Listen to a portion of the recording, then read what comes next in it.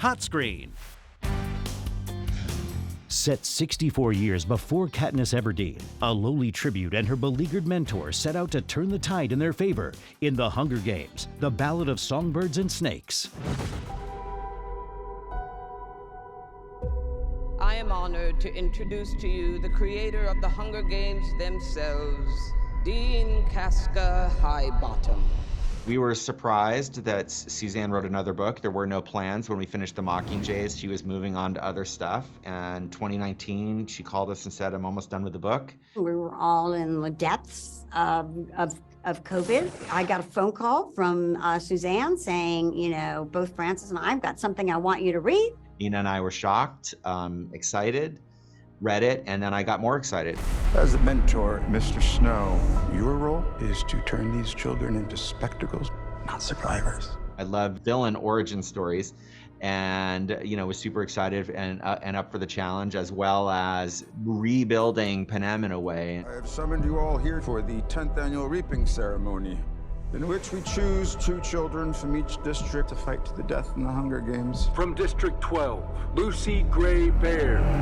The question as you sit down to read a book or watch a movie that is about a character who you already know you don't like, you hate him actually. But what I found, that she did so effectively was, on the one hand, to show him in all of his dimension. He is not a Boy Scout by any stretch. He is a flawed, complex, self-interested survivor, and he is really turned upside down by the events of this story. You want to protect people, and it's essential to accept what human beings are.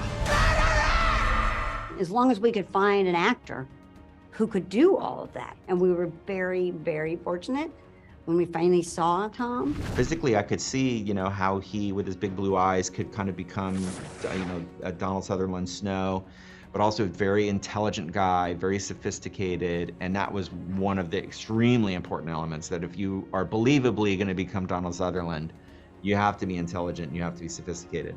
It's the things we love most that destroy us.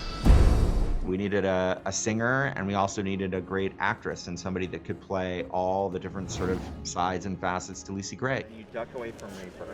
Yeah, right. And then I back up again. She's a bit of a mystery and a little mercurial and extroverted and a charmer and a performer, and Rachel could do all of that.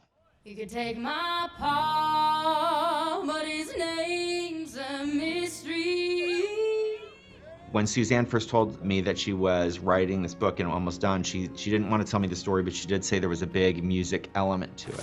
I then discovered that Suzanne is a big fan of country music and had written a bunch of the lyrics for the songs in the movie. You went to the dogs and I lived by my charms. We've never had a character who is a performer who's going to get up on stage and sing, and that was a huge opportunity for us. It's a mystery. And mysteries have a way of driving people mad. It still feels like a Hunger Games movie, but it has its own sort of unique twist, tonally, obviously narratively, but also in the world building. Mr. Snow, let me ask you one final time. What are the Hunger Games for? Hanging tree.